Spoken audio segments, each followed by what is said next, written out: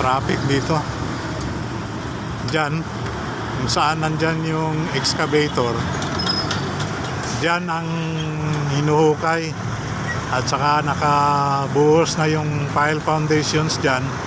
Yan yung panghuling pile foundations of pier na gagawin